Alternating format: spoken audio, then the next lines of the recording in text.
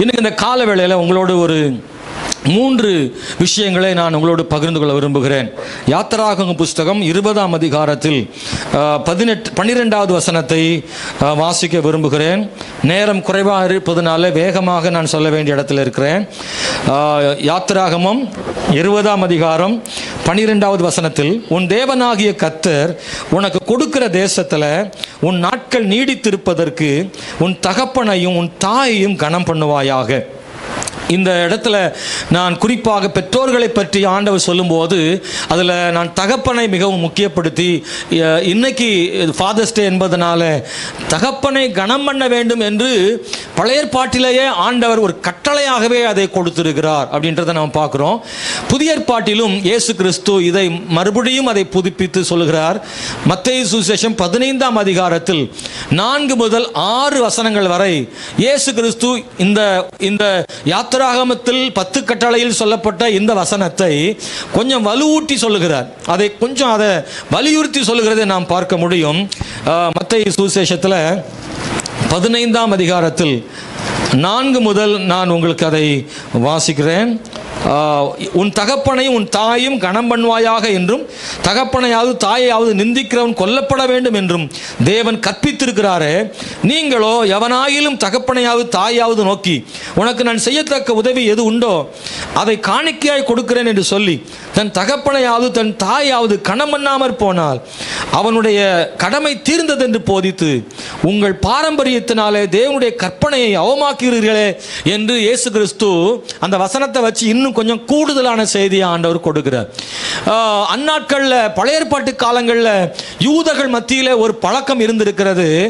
தகப்பனுக்கும் தாய்க்கும் தொடர்ந்து கனம் கொடுக்காமல் கடமையாக மட்டும் குர்பான் என்று சொல்லக்கூடிய காணிக்கையாக அதை கொடுத்து விட்டு அவர்கள் ஒதுங்கி விடுவார்கள்.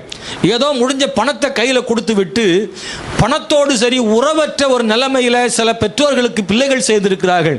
இயேசு கிறிஸ்து அதைத்தான் சொல்லுகிறார். இந்த குர்பான் என்று சொல்லக்கூடிய கடமை தீர்ந்ததான ஒரு விஷயத்தை செய்து விடுகிறீர்களே, அது ரொம்ப மோசமான ஒரு வாழ்க்கை என்று இயேசு கிறிஸ்து பெற்றோரை கனம் பண்ணுதலை பற்றி அங்கே சொல்லுகிறார். குறிப்பாக இந்த ஃபாதர்ஸ் டே எப்படி உண்டானது என்பதை என்ற ஒரு வரலாற்றை உங்களுக்கு சுருக்கமாக சொல்ல விரும்புகிறேன்.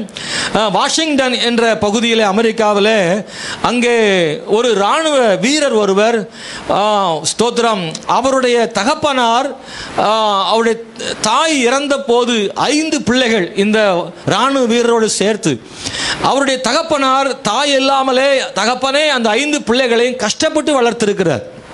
ஆகவே இந்த மனிதர் என்ன செய்திருக்கிறார் என்றால் 1909ஆம் ஆண்டு அன்னைய தினம் அன்னைக்கு அவர் நினைச்சிருக்கிறாரு, அன்னைய தினம் கொண்டாடுகிறார்களே, தகப்பனார் தினம் கொண்டாடினால் என்ன, என் தகப்பனார் பிறந்த நாளை ஒரு தகப்பனார் தினமாய் கொண்டாட வேண்டும் என்று அவர் முயற்சி எடுத்து அவர் அன்னைக்கு இருந்த மாகாண அமைச்சரிடத்தில் போய் சொல்லி தகப்பனார் தினம் கொண்டாட வேண்டும், இந்த தேதியில் என் தகப்பனார் பிறந்த தேதியில் கொண்டாட விரும்புகிறேன் என்று சொல்லி அது அமைச்சரும் அனுமதி கொடுத்ததனாலே மாகாண அளவில் ஒரு தகப்பனார் தினத்தை கொண்டாடி இருக்கிறார்கள். அதற்கு பிறகு அது விரிவடைந்து தேசம் முழுவதற்கும் அந்த நாள் ஒரு தகப்பனார் தினமாக கொண்டாடப்பட்டு இன்னைக்கு சர்வதேச தகப்பனார் தினமாக எல்லாரும் அதை கொண்டாடுகிறார்கள். அன்பானவர்களே, அது ஜூன் 19ஆம் தேதி 1910ஆம் வருஷத்தில் அந்த தகப்பனார் தினத்தை கொண்டாடி இருக்கிறார்கள். இப்பொழுது அது விரிவடைந்து உலகம் முழுவதிலேயும் இந்த நாளை கொண்டாடப்படுகிறது. அன்பான கர்த்தருடைய பிள்ளைகளே, அதை ஒரு அரசாங்க விடுமுறையாக அதை மாற்றப்பட்டபடினால இப்பொழுது 16ஆம் தேதி ஜூன் மாதம் ஃபாதர்ஸ் டேயாக உலகம் முழுவதிலையும் அதை அனுசரிக்கிறார்கள் என்பதை வரலாறாக நாம் பார்க்கிறோம். இது அவசியமான ஒன்றாக காணப்படுகிறது. இப்படிப்பட்டதான சில தினங்களை நாம் விசேஷித்துக் கொள்ளுகிறோம். காரணம் என்னவென்றால் உண்மையாகவே இது அர்த்தம் உள்ளதுதான். தகப்பனார் பாராட்டப்பட வேண்டியவர் தான். வேத வசனமும் தகப்பனாரை மதிக்கத்தானே சொல்லுகிறது. எனவே சபையும் இதோடு சேர்ந்து கொள்ளுகிறது. உலகத்தில் உள்ள பல விசேஷமான நாட்களை நாம் எல்லாரும் கொண்டாடுவதில்லை, இல்லை? காதலர் தினம்லாம் வந்திருக்கு நிறையா, அதெல்லாம் நம்ம கொண்டாடுறதில்லை. ஆனால் இதுபோல தகப்பனார் தினம், தாய்மார் தினம், சகோதர தினம், இந்த மாதிரியான பயனுள்ள தினங்களை நம்ம கொண்டாடுவது தவறு ஒன்றும் இல்லை. இந்த நாளில் கூட தகப்பனார் தினத்தில் நான் 3 செய்தியை உங்களோடு பகிர்ந்து கொள்ள விரும்புகிறேன். ஒன்று, தகப்பனாருக்கு தேவன் கொடுக்கும் செய்தி.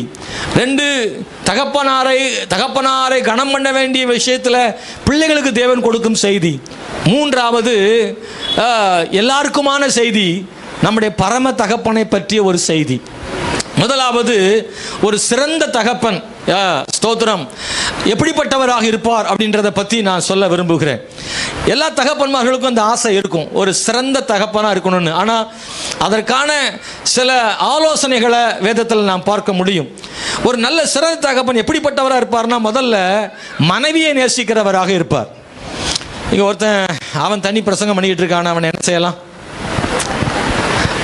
சத்தமாக பேசுகிறான். அல்லேலூயா.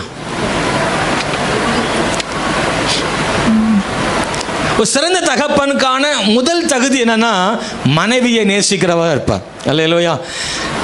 அப்பாவா இருக்கிறதுக்கு மனைவியை எதுக்கு நேசிக்கணும் அப்படின்னா, ஏன்னா அப்பா தான் என்ன செய்கிறாரோ அதையெல்லாம் பிள்ளை என்ன செய்கிறான்?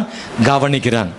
இந்த தகப்பனார் அவருடைய மனைவியை எப்படியெல்லாம் கவனிக்கிறாரோ அதையெல்லாம் இவன் கவனித்து நாளை அவனுடைய வாழ்க்கையில் இது ஒரு முன்னுதாரணமாக எடுத்துக்கொள்கிறான். அல்ல, கவனிங்க, தகப்பன் சிறந்த தகப்பனாக இருக்கணும்னா எபேசியர் புஸ்தகம் 5:28 நீங்கள் குறித்து கொள்ளுங்கள். எல்லா வசனத்தையும் வாசிப்பதற்கு நமக்கு நேரம் இருக்காது, அதனாலே நீங்கள் வீடுகளில் சென்று படியுங்கள்.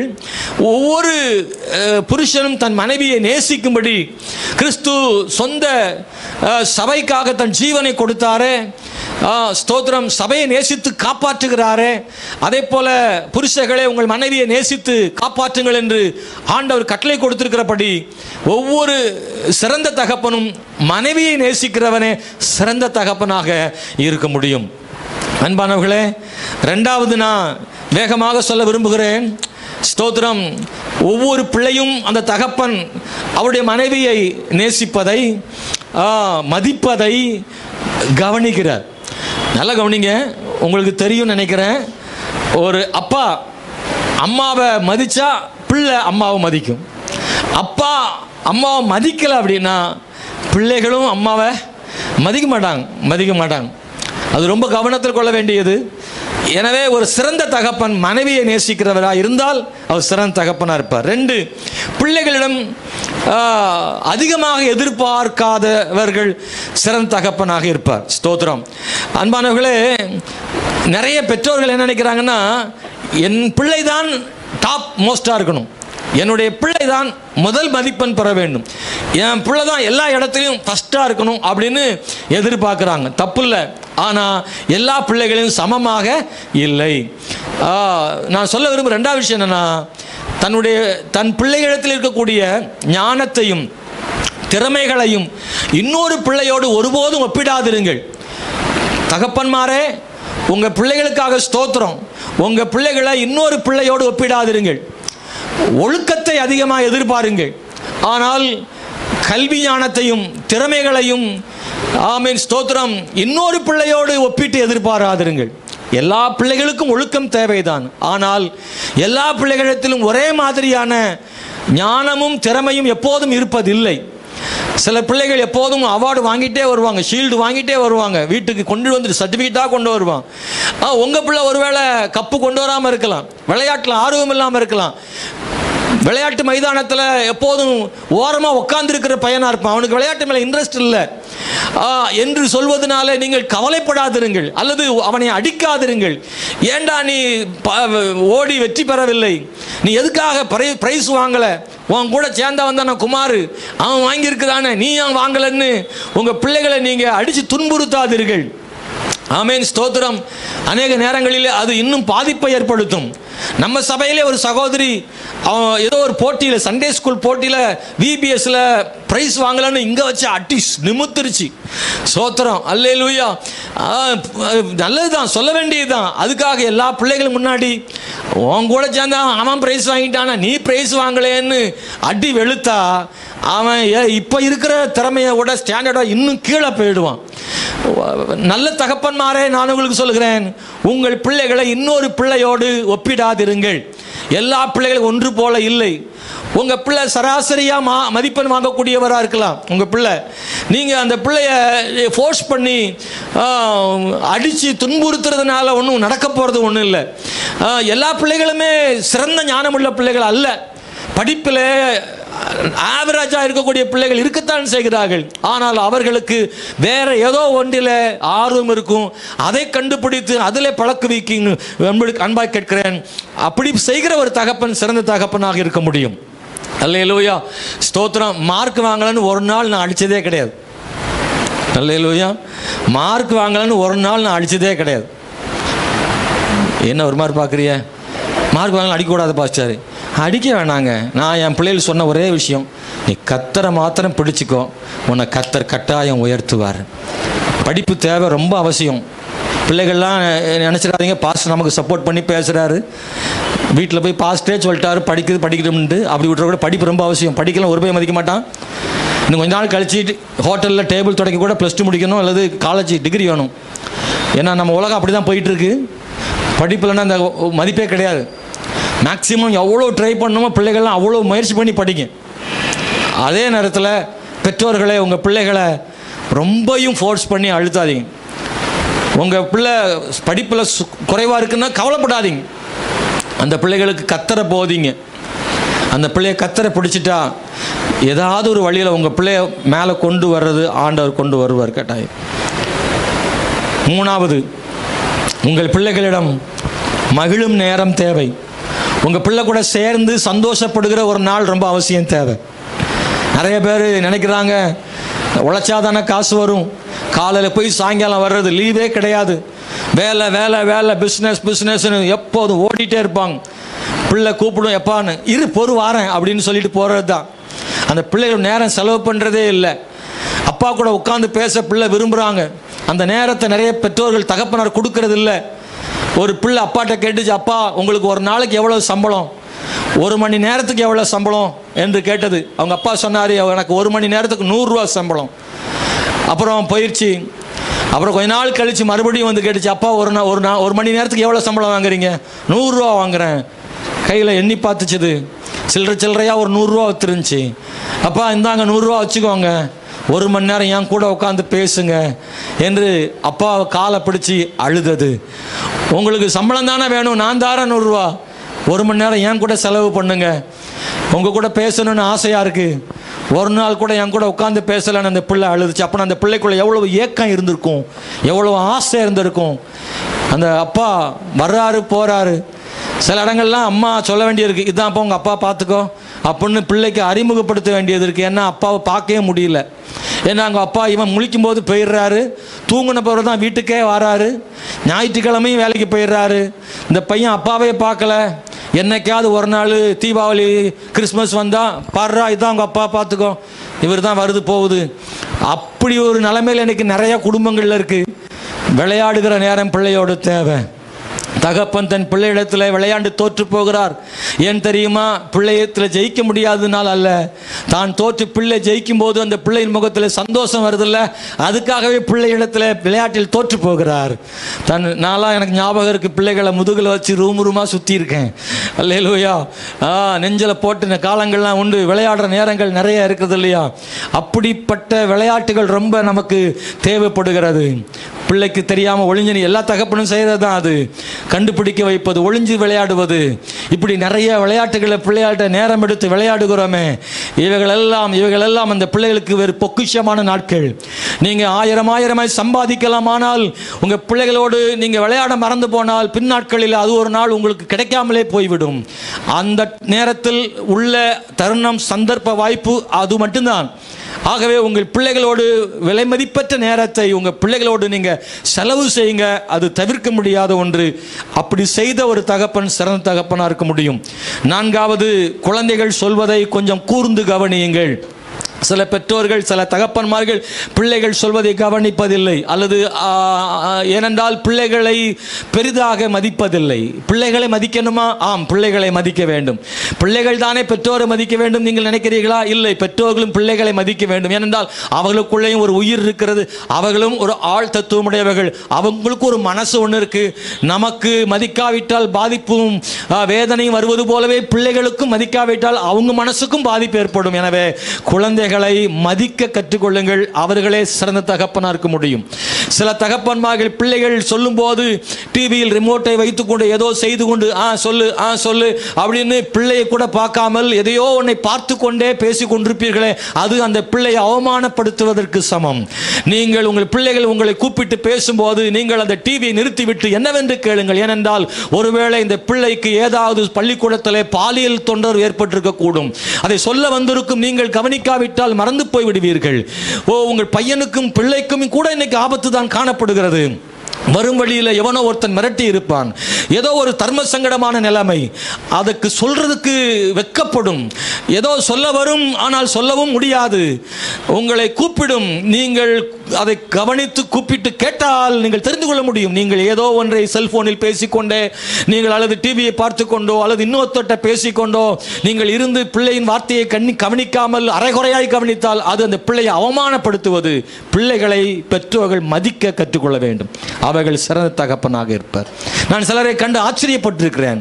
சின்ன பிள்ளை பேசும்போது என்கிட்ட பேசிக்கிட்டு இருப்பாங்க, அந்த பிள்ளை கூப்பிடும், அப்போ கூட அவங்க நிறுத்தி பாஸ்டர் ஒரு நிமிஷம் என்னம்மா சொல்லுன்னு என்னை காக்க வச்சு பிள்ளைகிட்ட பேசிக்கிட்டு இருப்பாங்க.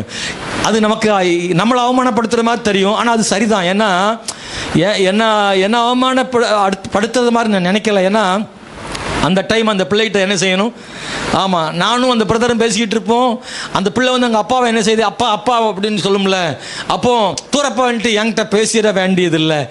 அந்த நேரத்தில் நானாக இருந்தால் கூட கொஞ்சம் வெயிட் பண்ணுங்க பாஸ்டர்னு அந்த பிள்ளையை கூப்பிட்டு என்னம்மா அப்படின்னு கேட்டு 2 வார்த்தை பேசிட்டு பாஸ்டர்கிட்ட பேசிட்டு வரேன், கொஞ்சம் வெயிட் பண்ணுன்னு கூட என்ன செய்யலாம் சொல்லணும். அந்த பிள்ளையினுடைய வார்த்தைகளுக்கு கொஞ்சம் செவி சாய்க்கணும், அது ரொம்ப அவசியம். 5வது, உங்கள் குழந்தைகளுக்கு தேவையானதை கொடுங்கள். இன்னைக்கு நிறைய நல்ல தகப்பன்மார்கள் நிறைய இருக்கிறாங்க, ஆனால் பிள்ளைகளின் தேவைகளை சந்திக்காத தகப்பன் நிறைய இருக்கிறாங்க. நான் நிறைய குடும்பங்களை சந்திக்கிறேன். உங்களுக்கு தெரியாதவைகள் எல்லாம் எனக்கு தெரிய வாய்ப்பு இருக்கிறது. ஏனென்றால் உங்களை விட பல குடும்பங்களை சந்திக்கிறேன். பலர் மனமிட்டு என்னோடு குறைகளை சொல்வதை கேட்டிருக்கிறேன். ஜெப குறிப்புக்காக அவங்க தங்கள் குடும்பத்தில் உள்ள பிரச்சனைகளை சொல்லியிருக்கிறார்கள். அந்த வகையிலே பார்க்கும்போது சில குடும்பங்களில் கண்ணீர் நிறைந்த செய்திகள் நிறைய இருக்கு, நிறைய வேதனை நிறைந்த செய்திகள் இருக்கிறது. இவைகள் எல்லாம் நான் கேட்டு அவங்களுக்காக ஜெபிக்கிறேன், ரொம்ப வருத்தப்படுகிறேன், வேதனைப்படுகிறேன். சமீபத்தில் கூட ஒரு சகோதரி சொன்னார்கள், அவங்க என் வீட்டுக்காரர் என் பிள்ளைகளை பற்றி கவலைப்படவில்லை, திருமணத்திற்கான வயது கூட வந்து விட்டது, அதை பற்றி அவர் கவலையே படவில்லை, ஒரு நாள் கூட அந்த பிள்ளைக்கு ஏதாவது செய்யவே நினைக்கவில்லை. அவர் உழைக்கும் சம்பளத்தில் கொஞ்சம் தான் கொடுக்கிறார், 3/4 பகுதி எடுத்துக்கொள்கிறார். அவருடைய டீக்கும் அவருடைய பீடி சிகரெட்டுக்குமே அவ்வளவு செலவாகி விடுகிறது.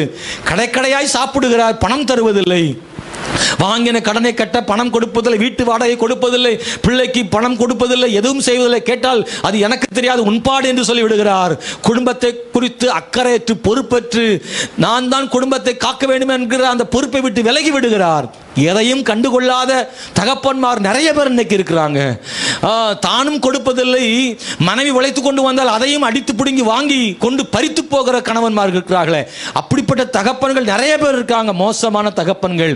அந்த அடிப்படையில் எந்த ஒரு தகப்பன் தன் பிள்ளைகளுக்கு செய்ய வேண்டிய கடமைகளை செய்கிறாரோ, உடனடியாக செய்ய முடியாவிட்டாலும் பணம் கிடைக்கும் போது செய்கிற அல்லது பிள்ளைக்கு செய்ய வேண்டுமே என்கிறதான ஏக்கமும் விருப்பம் வாஞ்சியும் உள்ளவர்களாக இருக்கிறார்களே, அவங்க தான் சிறந்த தகப்பனாக இருக்க முடியும். பிள்ளைகளின் தேவைகளை பூர்த்தி செய்கிற ஒரு தகப்பனே சிறந்த தகப்பன்.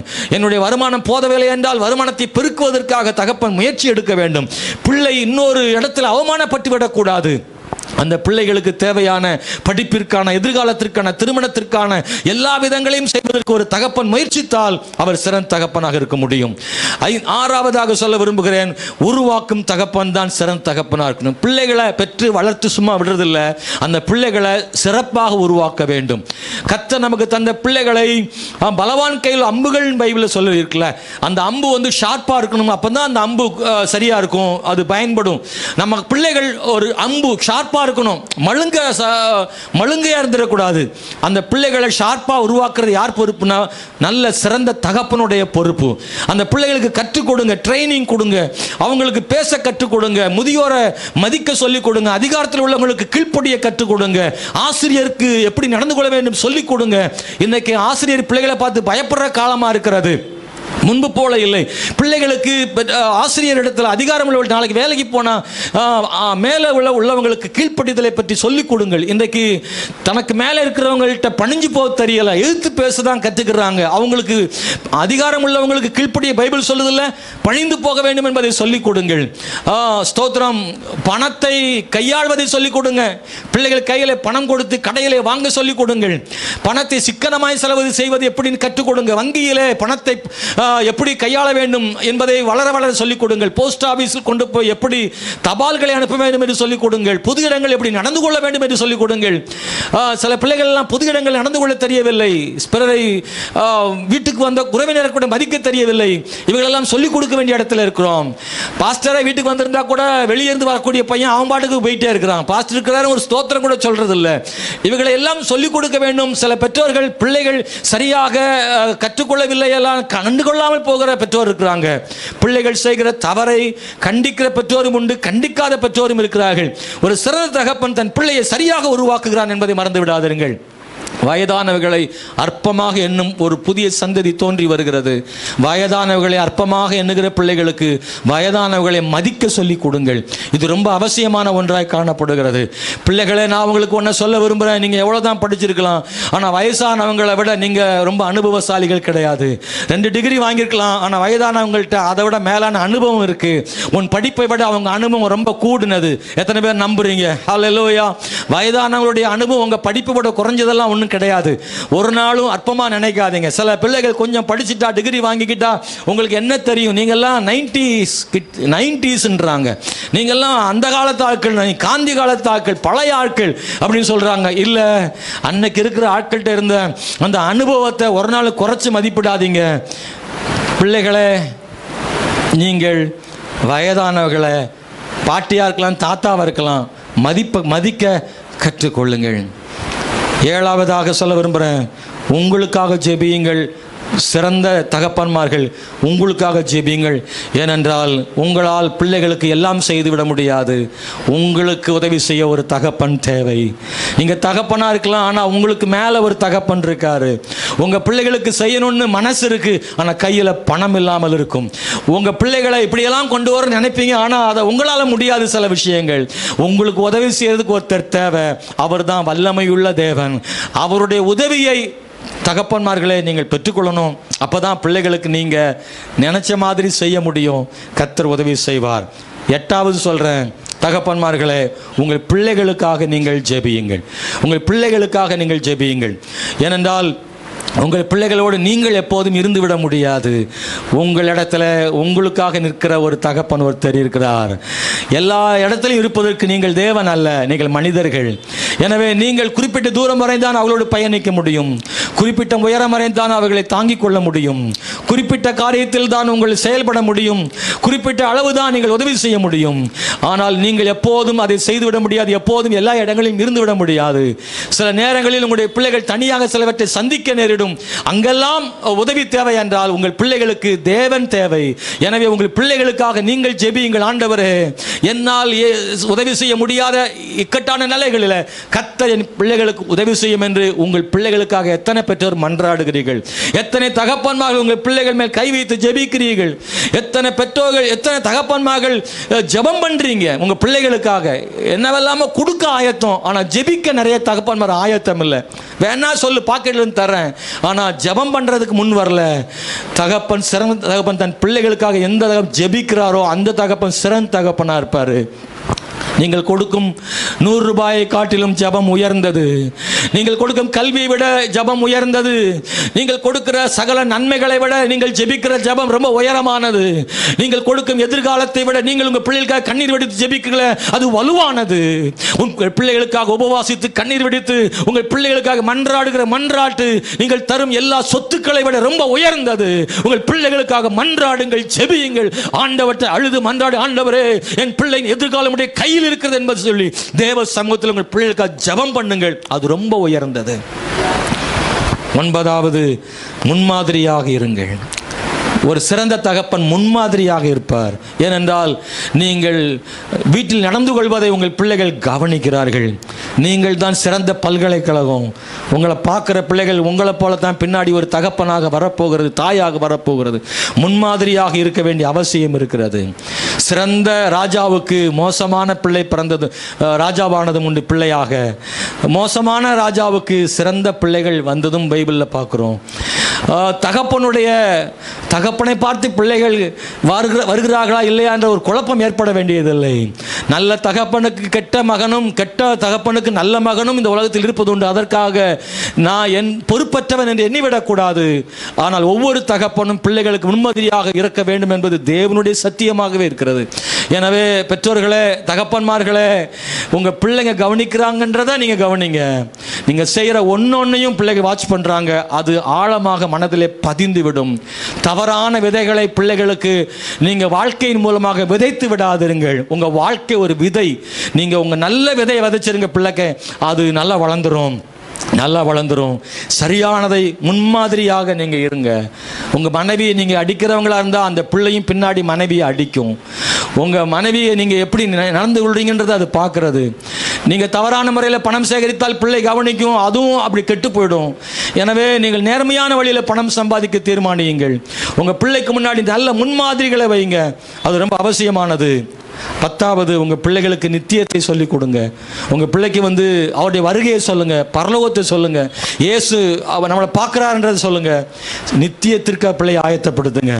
இம்மைக்கான ஆசீர்வாதத்தை மட்டுமல்ல, மறுமைக்கான ஆசீர்வாதத்துக்கும் பிள்ளை கொடுங்க. நான் 2வது சொல்ல விரும்புவது, தகப்பனாரை எப்படி கனப்படுத்துவது. தகப்பனை எப்படி கனப்படுத்தணும், ஏன் கனப்படுத்தணும்? கட்டாயம் பிள்ளைகள் தகப்பனை கனப்படுத்தணுமா? ஆமாம், நம்பர் 1. ஏன்னா வேதம் கட்டாயம் கொடுத்துருக்கிறது. தாயும் தகப்பனையும் கனம் பண்ணணும்னு பைபிள் சொல்லியிருக்கு. அதனால் கட்டாயம் சொல்லணும். எப்படி பிள்ளைகள் தகப்பனை கனம் பண்ண முடியும்? 3 காரியம். 1, நேரடியாக சொல்லலாம், நேரடியாக அப்பாவை கனப்படுத்தலாம், அவரை மதிக்கலாம், அவரை நன்றி சொல்லலாம். அப்பா செய்த தியாகத்தை ஒன்றை சொல்லி, அப்பா நீங்கள் இதெல்லாம் செய்யலைன்னா நம்ம என்ன இருப்போமோ, உங்களுடைய முயற்சி தான் இதுக்கு, நீங்கள் இப்படி செஞ்சதுனால தான் நான் இன்றைக்கி இப்படி இருக்கிறேன், நீங்கள் இப்படி பண்ணதுனால எனக்கு ஒரு உயர்வு என்று அந்த பிள்ளைகள் அப்பாட்ட கட்டாயம் சொல்லணும். ஆமென். பிள்ளைகள்லாம் கவனிங்க, அப்பாவை எப்படி கனப்படுது. சில பிள்ளைகளுக்கு நேரில் சொல்ல கஷ்டமாக இருக்கும். அப்போ என்ன செய்யலாம்னா, எழுதி ஒரு கடிதமாகவே கொடுக்கலாம். நேரில் சொல்ல வெக்கமாக இருந்தால் ஒரு கடிதமாக எழுதி கொடுங்க. அந்த அப்பா அந்த கடிதத்தை வச்சுட்டே இருப்பார், அதை பார்த்துட்டே இருப்பார். உங்கள் அப்பாவுக்கு இப்போ கூட சொல்லலாம், வாய்ப்பு இருந்தா சொல்ல முடியும். 2, நீங்கள் உங்கள் அப்பாவை கனம் பண்ணா ஆண்டவரை கனம் பண்ணது கிடையாது. ஏன்னா உங்கள் அப்பாவை கனம் பண்ண சொல்றது யாரு? ஆண்டவர் தான். அப்போ அவரை கனம் பண்ணா அவரே கனம் பண்ண மாதிரி, அப்பாவை கனம் பண்ணலன்னா அவர் சொன்ன வார்த்தை கேள்விப்படியல, அப்போ ஆண்டவருக்கு கனம் பண்ணலன்னு அர்த்தம். 2. 3, உங்கள் தகப்பனாரை ரொம்ப இது ஊக்குவிக்குது. சிறப்பான ஒன்றை தகப்பன் செய்ததை பாராட்டும் பிள்ளைகளே, அது உங்கள் தகப்பனார் இன்னும் அதை சிறப்பாக செய்கிறதுக்கு ஊக்குவிக்கும். அவரை நீங்கள் பாராட்டுறதை அவர் அதை திரும்ப செய்வார், இன்னும் கூட செய்வார். 4வது, அப்பாவோடு நல்ல உறவை ஏற்படுத்தும். அப்பாவோடு ரொம்ப நல்ல உறவை ஏற்படுத்தும். நீங்கள் அப்பாவை கனம் பண்ண ஆரம்பிச்சிங்கன்னா உங்களுக்கும் அப்பாவுக்கும் இடையில நல்ல உறவு ஏற்படும். அப்பா கிட்ட ஆலோசனை கேளுங்க, ரொம்ப சந்தோஷப்படுவார். அல்லேலூயா. நான் எங்கள் அம்மா கிட்ட ஆலோசனை கேட்பேன். பாஸ்டர் ஆன பிறகும் தான், நான் போதகர் தான், ஏகப்பட்ட பேருக்கு ஆலோசனை சொல்கிறேன். ஆனால் எனக்கு ஒன்று தேவைன்னு எங்கள் அம்மா கிட்ட கேட்பேன். எங்கள் அம்மா சொல்லுவாங்க, போ தூரம் பண்ணிட்டு, உனக்கு எதுக்கு நான் சொல்லணும், நீயே பாஸ்டராக இருக்கிற, நிறைய பேருக்கு சொல்கிற, உனக்கு போய் ஏன்ட்ட போய் கேட்குறீங்க. இல்லைம்மா சொல்லுங்கள், உங்களுக்கு தெரியுமா. எங்கள் அம்மா ரொம்ப சூப்பராக ஆலோசனை கொடுப்பாங்க. ரொம்ப சில நேரத்தில் குழம்பி போயிருப்பேன்ல, இப்போ கரெக்டாக சொல்லுவாங்க, இப்படி செய் நல்லா இருக்குன்னு சொல்லுவாங்க. ஏன்னா நம்முடைய அனுபவம் எவ்வளோ இருந்தாலும் பெற்றோருடைய அனுபவம் கொஞ்சம் கூடுதல் தான் நான் நினைக்கிறேன். கொஞ்சம் கூடுதல். தயவு செய்து சொல்கிறேன், வயதான அப்பா அம்மாட்ட ஆலோசனைகளை நீங்கள் கேளுங்க. அது அவங்கள கனம் பண்ணுறதுக்கு அடையாளம், அது அவங்களுக்கு ஊக்கத்தை கொடுக்கும். இன்னொன்று ஏன் தெரியுமா அப்பாவை கனம் பண்ணணும், பெற்றோரை கனம் பண்ணணும்னா, அந்த வாய்ப்பு பின்னாடி எல்லாம் கிடைக்காதுன்னு நினச்சா கூட உங்கள் அப்பா அவங்க கூட இருக்கிற மட்டும்தான் அவரை கனம் பண்ண முடியும். அது ஒரு நாள் போயிடும். எனக்கு இன்னும் என் மனதில் உறுத்துகிற ஒரு விஷயம் நான் சபையில் சொல்லியிருப்பேன்னு நினைக்கிறேன். எங்கள் அப்பாவுக்கு ஒரு வேட்டி சட்டை ஒன்று நிறைய எடுத்து கொடுத்துருக்குறேன். ஆனால் இந்த மாதிரி எப்படி நினச்சேன்னா, நிறைய இந்த மினிஸ்டர்லாம் போகிறாங்கல்ல, கட்சிக்காரங்கள்லாம் பார்த்து வெள்ளைஞ்சலையும் அலையிறாங்கல்ல, அதை பார்த்து எனக்கு ஒரு ஆசை, எங்கள் அப்பாவுக்கும் இது மாதிரி வேஷ்டி சட்டை எடுத்து கொடுக்கணும்னு. சாதாரண வேஷ்டி தான் நான் எடுத்து கொடுத்துருக்குறேன் சட்டை. அந்த மாதிரி ஒரு சடன்னு போடுறார், முக ஸ்டாலின் போடுறாருல்ல, அந்த மாதிரி வடன்னு இருக்கும்ல, அப்படி அந்த மாதிரி ஒரு வேஸ்ட் சட்டை எடுத்துக்கணும்னு நினச்சிக்கிட்டே இருந்தால் அதுக்குள்ளே எங்கள் அப்பா செத்து போயிட்டாங்க. ஏன்னா இப்போவும் எனக்கு அதை செஞ்சுருக்கலாமே, ஒரு முறை எங்கள் அப்பா அந்த போகிறத நான் பார்த்துருப்பேனேன்னு நினச்சேன். இப்போ கல்லறையிலே கொண்டு வைக்க முடியும், ஒன்றும் பண்ண முடியாது. ஆனால் அது ஒரு அழுத்தம் தானே, அது ஒரு ஏக்கம் தானே, அது முடியாதுங்க.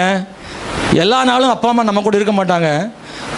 கொஞ்ச நாளைக்கு பிறகு அல்லது ஒரு குறிப்பிட்ட கர்த்தருடைய சித்தம் நாம் செய்ய முடியாத ஒரு சூழ்நிலை வந்துடக்கூடாது. உங்கள் அப்பா உங்கள் கூட இருக்கும்போதே எப்படியெல்லாம் கணம் பண்ணணுமோ அப்படியெல்லாம் அப்பாவை கணம் பண்ணிவிடுங்க. அந்த வாய்ப்பு ஒருவேளை பின்னாட்களில் கிடைக்காது. நான் தப்பாக சொல்கிறேன்னு நினைக்காதீங்க, நீங்கள் அப்பாவை கணம் பண்ணுங்க. 6வது, அப்பாவை கணம் பண்ணுறது உங்கள் குடும்பத்தை பலப்படுத்தும். நீங்கள் கணம் பண்ணுறது மூலமாக உங்களோடு இருக்கிறவங்க கணம் பண்ணுவாங்க. குடும்பத்துக்குள்ளேயே ஒரு நல்ல ஃபெலோஷிப் கிடச்சிருங்க. 7வது, உங்கள் அப்பாவை கணம் பண்ணால் அது உங்களுக்கு தனி ஆசீர்வாதம் ஒன்றை கர்த்தர் வச்சிருக்கிறார். தகப்பனை கணம் பண்ணுகிறவனுக்கு கட்டாயம் ஆசீர்வாதம் உண்மையாகவே உண்டு. 3வது ஒன்றை சொல்ல விரும்புகிறேன். அன்பானவர்களே, நம்முடைய மத்தியில் 3 விதமான கூட்டம் இருக்கும். பரம தகப்பனை பற்றி உங்களோடு சொல்ல விரும்புகிறேன். 3 விதமான கூட்டம் நம் நடுவில் இருக்கிறோம். ஒன்று, சிறந்த தகப்பனை உடையவர்கள் இருக்கிறாங்க. நாம் இந்த டிவியில் பார்த்த மாதிரி நிறைய பேருக்கு சந்தோஷம். பெரும்பாலானவர்கள் அப்படி தான் இங்கே இருக்கிறீங்க. எங்கள் அப்பா ரொம்ப நல்லவர். ஒரு பிள்ளை கூட சொன்னால், எங்கள் அப்பா இருக்கிற இடத்துல வேறு ஒரு ஆள் வைக்கவே முடியாது, அவர் பெஸ்ட் அப்படின்னு. அப்படி சொல்கிறவங்க நிறைய பேர் இருக்கிறீங்க. ஆனால் இன்னொரு கூட்டம் இருக்காங்க, நான் சொன்ன மாதிரி அன்பற்ற தகப்பன் நிறைய பேர் இருக்காங்க. சிலர்லாம் என்ன, எங்கள் அப்பா இருக்கிறத விட செத்து போனால் கூட பரவாயில்ல பாஸ்டர், எங்கள் அப்பா சாகணும்னு ஜெபம் பண்ணுங்கன்னு சொன்னாலாம் இருக்குது. அப்படி அவங்க கொடுமையை அனுபவிச்சிருக்காங்க. அவ்வளோ வேதனை அவங்களுக்கு. எங்கள் அப்பா நினச்சாவே கஷ்டமாக இருக்குது அப்படின்னு சொன்னவங்க இருக்கிறாங்க. மோசமான தகப்பனை உடைய பிள்ளைகளும் உண்டு. 3வது ஒரு கூட்டம் இருக்குது, எனக்கு அப்பாவே இல்லையே, இருந்தால் பரவாயில்லையே, என்னை அடித்தாலும் பரவாயில்ல, அடிக்கிறதுக்கு கூட எங்கள் அப்பா இல்லையே அப்படின்னு நினைக்கிற 3வது கூட்டம் இருக்குது. நான் இப்படி தனியாக நிற்கிறேனே, எங்கள் அப்பா இருந்திருந்தா நான் எப்படி இருந்திருப்பேன், எங்கள் அப்பா இருந்திருந்தா நான் எவ்வளோ சந்தோஷப்பட்டிருப்பேன், எங்கள் அப்பா இருந்திருந்தா எனக்கு இவ்வளோ கஷ்டம் இல்லையே, என் தகப்பனார் மட்டும் இருந்திருந்தா என்னை இந்த இடத்துல விட்டுருப்பாரா, என் அப்பா என்னை கை தூக்கி விட மாட்டாரா, என் தகப்பன் இல்லாமல் போய்விட்டாரு. ஒவ்வொரு சந்தர்ப்ப சூழ்நிலை வரும்போது அந்த நினைவு நமக்கு வந்து சேரும். என் தகப்பன் இருந்திருந்தால் இந்த இடத்துல என்னை தனியாக விட்டிருக்க மாட்டார் என்று எண்ணுகிற 3வது கூட்டம் இருக்கிறது. நான் உங்களுக்கு சொல்கிறேன், சிறந்த தகப்பன் இருந்தாலும் சரி, மோசமான தகப்பனாலே கஷ்டப்படுகிற பிள்ளைகளாக இருந்தாலும் சரி, தகப்பனே இல்லையே என்று ஏங்குகிற 3வது கூட்டமாக இருந்தாலும் சரி, இந்த உலகத்தில் எந்த தகப்பனும் செய்யாத அளவுக்கு செய்வதற்கு ஒரு உன்னத தகப்பன் இருக்கிறார். நீங்கள் கவலைப்படாதிருங்கள். அல்லேலூயா. நான் ஏற்கனவே வாசித்த அந்த வேத பகுதியில் மத்தேயு சுவிசேஷத்தில் நாம் வாசிக்கிறோம். 11ஆம் அதிகாரத்தில் வாசிக்கிற போது, ஆமென் ஸ்தோத்திரம், பொல்லாதவர்களாகி நீங்கள் உங்கள் பிள்ளைகளுக்கு நல்ல ஈவுகளை கொடுக்க அறிந்திருக்கும் போது, மத்தேயு 7ஆம் அதிகாரம் 11ஆம் வசனத்தில் வாசிக்கிறேன், ஆகையால் பொல்லாதவர்களாகி நீங்கள் உங்கள் பிள்ளைகளுக்கு நல்ல ஈவுகளை கொடுக்க அறிந்திருக்கும் போது பரலோகத்தில் இருக்கிற உங்கள் பிதா தம்மிடத்தில் வேண்டிக் கொள்கிறவர்களுக்கு நன்மையானவைகளை கொடுப்பது அதிக நிச்சயம் அல்லவா? Praise the Lord. மாம்சத்தின் தகப்பன்மார்களை நாம் பாராட்டுகிறோம், கொண்டாடுகிறோம், அவங்களுடைய எல்லா விதமான தியாகத்தையும் நாம் போற்றுகிறோம். ஆனால் வசனம் சொல்லுகிறது 100%, 100% சிறந்த தகப்பன் நீங்கள் சொல்றீங்களே, அவங்கள பார்த்து ஆண்டவர் சொல்றாரு, பொல்லாதவர்களாகிய நீங்கள் இல்லை. 100% சிறந்த தகப்பன் தான் உங்க அப்பா. ஆனால் பரம தகப்பன் செய்கிற மாதிரி அவரால் செய்துவிட முடியாது. அவரால் முடிஞ்ச அளவுக்கு அவர் செய்கிறாரு. உண்மையா சிறந்த தகப்பன் தான். ஆனா ஆண்டவர் மாதிரி அவர் செய்ய முடியாது. உலக பிரகாரமான நம்முடைய தகப்பன்மார்களுக்கெல்லாம் ஒரு அளவீடு இருக்கு, ஒரு எல்லை இருக்கு. குறிப்பிட்ட தூரம் தான் வர முடியும். உலக பிரகாரமான தகப்பன் நம்ம மேல அதிக அன்பு செய்ய நினைக்கிறார். கையில் பணம் இல்லை. எனக்கு நன்றாக ஞாபகம் இருக்கிறது, நான் படிக்கும்போது என் வகுப்பறையில் ஃபீஸ் கட்ட முடியவில்லை. அப்போது ஃபீஸ் ரொம்ப குறைவு தான், அந்த ஒரு வருஷத்துக்கான ஃபீஸ் தான். அதை கூட கட்ட இயலாமல் என் தகப்பனார் வந்து என் ஆசிரியத்தை சொல்லிவிட்டு வருவார், நான் கட்டிடுறேன் டீச்சர், கொடுத்துட்றேன் அப்படிம்பார். நான் கண்ட காட்சி, என் தகப்பனார் என் ஆசிரியர்கிட்ட வந்து அது ரொம்ப எல்லா பிள்ளைகளும் கட்டிட்டாங்க, நான் கட்டலை. அதை வந்து திரும்ப திரும்ப எங்கள் அப்பா கூட்டிகிட்டு வாங்க, அப்பா கூட்டிகிட்டு வாங்க. ஒவ்வொரு முறையும் எங்கள் அப்பாவும் சொல்லுவாங்க கட்டிடுறேன்னு சொல்லுவோம். ஒரு முறை சொல்லிட்டு வெளியில் போகும்போது அழுதுகிட்டே போனாங்க, அந்த பணத்தை கட்ட முடியலன்னு. அப்படியானால் உலக பிரகாரமான தகப்பன் மனதளவிலே நல்ல தகப்பன், ஆனால் கையில் செய்வதற்கு ஒன்றும் இல்லை. அவர் நினைப்பதை செய்ய அவரால் முடியவில்லை. நம்முடைய தகப்பன் மனதில் நிறைவுள்ளவர், ஆனால் கையிலோ குறைவுள்ளவர். நமக்கு இருக்கிற தகப்பனுக்கு ஆசைகள் அதிகம், ஆனால் செய்வதற்கு வசதி வாய்ப்புகள் குறைவு. ஆனால் மனதளவிலே அவர் பணக்காரர், ஆனால் உழைப்பளவிலே வருமான அளவிலே அவர் கஷ்டப்படுகிறவர். ஆனால் நம்முடைய பரம தகப்பன் அப்படி இல்லை, மனதளவிலும் பணக்காரர், கையிலும் பணக்காரர். தகப்பன் உடையவர்களே, தகப்பன் இல்லாதவர்களே, உங்களை போஷித்து காப்பாற்றி வழிநடத்தி எல்லையற்ற அளவில் அன்பு கூர்ந்து நேசிப்பதற்கு ஒரு தகப்பன் உங்களுக்கு உண்டு. நீங்கள் ஒருபோதும் கவலைப்படாதிருங்கள். ஒருவேளை அப்பா இல்லாதவர்களாக இருந்தால், நீங்கள் நம்முடைய சபையில் அப்பா இல்லாத சின்ன பிள்ளைகள் உண்டு, அப்பா இல்லாத வாலிபர் உண்டு, அப்பா இல்லாத பெரியவர்கள் உண்டு. அப்பாவின் பாசம் உயர்ந்தது, ஆமாவா இல்லையா? Praise the Lord. நான் ரொம்ப ஸ்ட்ராங்காக தான் நிற்பேன். எங்கள் அப்பா இறந்துட்டாங்க. அப்போது அந்த அடக்க ஆராதனை நடக்கும்போது என் தங்கச்சி மாதிரிலாம் அழலை, யாருமே அழலை. ஆனால் அந்த எடுக்கிற நேரம், எங்கள் அப்பாவை பெட்டியிலிருந்து அவங்க தூக்கிட்டு போகிறாங்க கல்லறைக்கு. அந்த தூக்குற நேரம் நான் மனசில் நினச்சிருந்தேன், நான் ஒரு பாஸ்டர் எல்லாரும் முன்னாடி என்ன செஞ்சிடக்கூடாது, ரொம்ப அழுதுடக்கூடாதுன்னு. நான் எதை நினச்சேன்னா அதான் நடந்துச்சு. கத்திட்டேன், கத்தி அழுது. நான் ஒரு ஆள் தான் அழுகிறேன். என்னை அறியாமலே அந்த வார்த்தைகள் வந்துருச்சு. அப்பா என்னை கஷ்டப்பட்டு எவ்வளோ வளர்த்தீங்களேன்னு சொல்லி அழுதுட்டு. நான் அழுறதை பார்த்து அதுக்கப்புறம் தான் ஒன்றா அழுறாங்க, அவ்வளோ பேரும் அழுதுட்டு. அந்த தகப்பன் நம்முடைய வாழ்வில் செய்த தாக்கம் இருக்குல்ல, அது நம்மளால் கண்ட்ரோல் பண்ணவே கட்டுப்படுத்த முடியாது. அவங்க செய்ததை, அவங்க தியாகத்தை கட்டுப்படுத்த முடியாது. அன்பானவர்களே, நான் இந்த காலையில் உங்களுக்கு சொல்கிறேன், உங்கள் தகப்பன் மிக அன்பானவர் தான், உங்களை அதிகமாக உங்களுக்காக தியாகம் பண்ணினவர் தான். ஆனாலும் அவர் எல்லைக்குட்பட்டவர். நம்முடைய தேவனோ சர்வ வல்லமை உள்ள தேவன். அவர் உங்கள் தகப்பனாக இருக்கிறார். உங்கள் உலக பிரகாரமான தகப்பனை குறித்து நீங்கள் தயவு செய்து கவலைப்படாதிருங்கள்.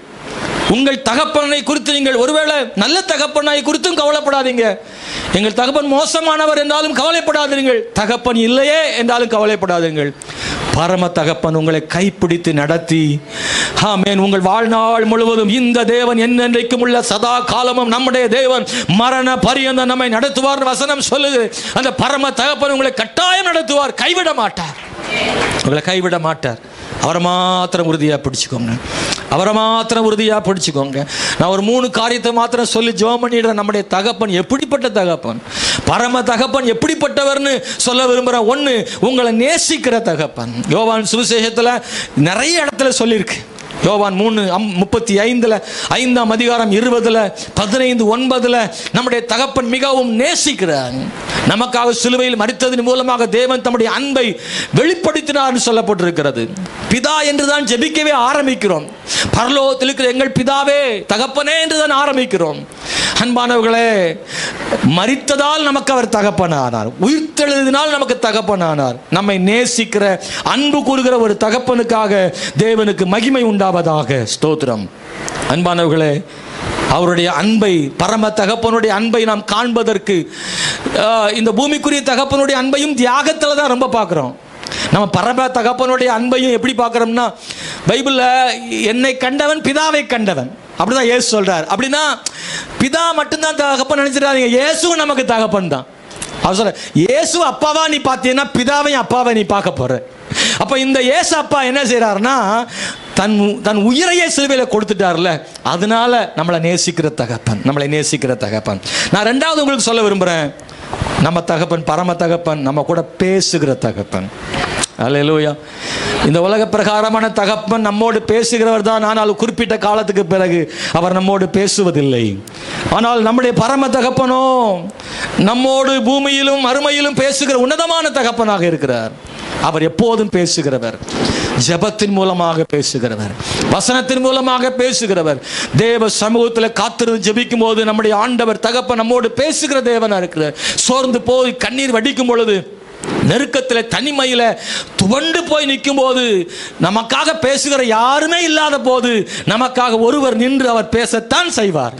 அவருடைய பேச்சை ஒருவரும் தடுக்கவும் முடியாது, நம்மை தனிமையாக்கி விட முடியாது. நான் தனிமையாக இருக்கிறேன் என்று நான் நினைத்தாலும் சரி, நம்மை தனிமையாக்க வேண்டும் என்று பலரும் நினைத்தாலும் சரி, நம்மை தனிமையாக்க முடியாதபடி பரம தகப்பன் நம்ம கூடவே எப்போதும் இருப்பார். நான் உன்னோடு இருக்கிறேன்னு ஆண்டவர் சொல்லியிருக்கிறாரு. அவர் நம்ம கூட பேசுகிற தேவனா இருக்கிறாரு. நான் மூணாவது உங்களுக்கு சொல்ல விரும்புகிறேன், நம்ம பரம தகப்பன் நம்பிக்கைக்குரிய தகப்பனா இருக்கிறார். ஆமென். நம்பிக்கைக்குரியவர்.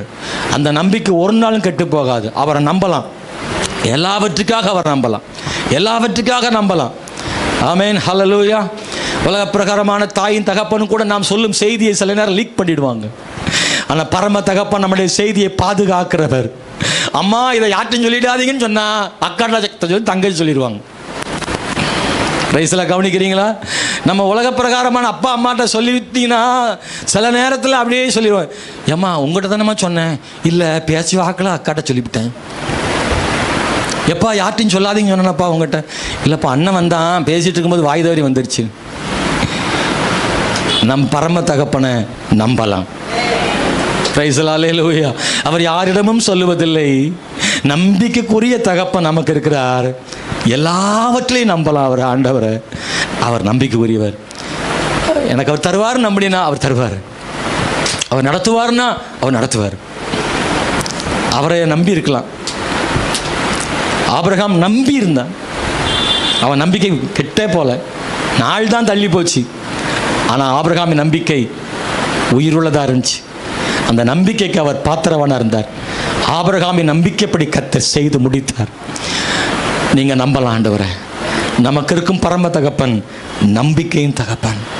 அவர் தான் சொல்றாரு, கவலைப்படாதிருங்கள், காட்டு புஷ்பங்களை கவனித்து பாருங்கள், அவைகள் நூற்பதும் இல்லை, விதைப்பதும் இல்லை, நூற்பதும் இல்லை. ஆனால் சாலமோன் முதற்கொண்டு ஒருவரும் அப்படி உடை உடுத்தியதும் இல்லை.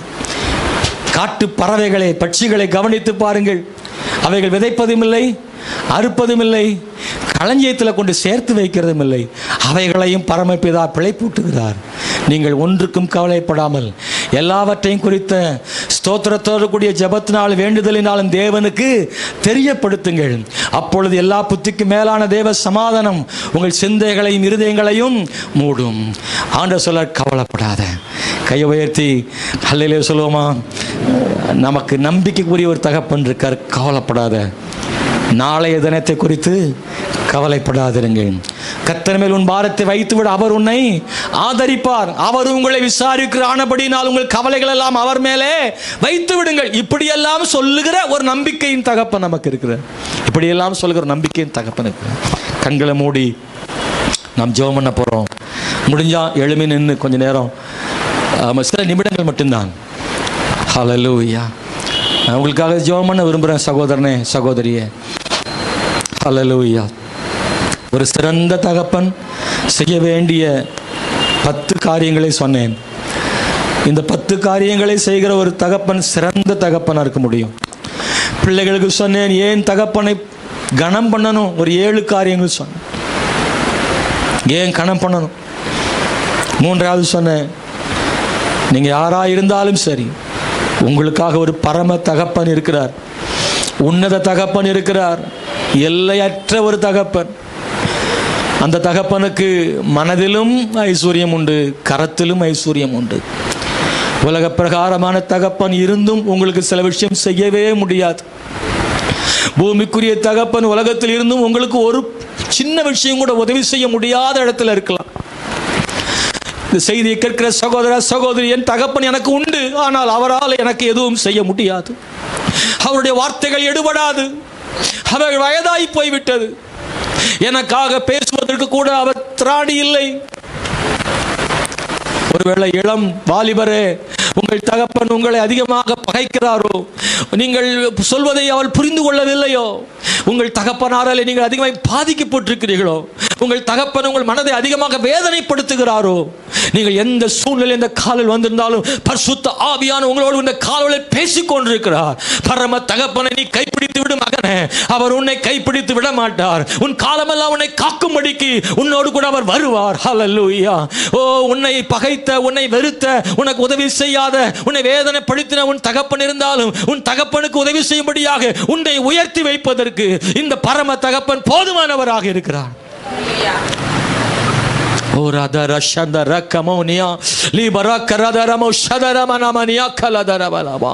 கால வேளையில ஒரு முறை கூட ஆண்டவர் எதிர்பார்க்கிற ஒண்ணே ஒண்ணு, இன்னைக்கு இந்த காலையில கேட்ட வசனத்துக்கு உங்களை ஒப்பு கொடுத்துரு ஜெபிக்கும்படியாக. ஹல்லேலூயா.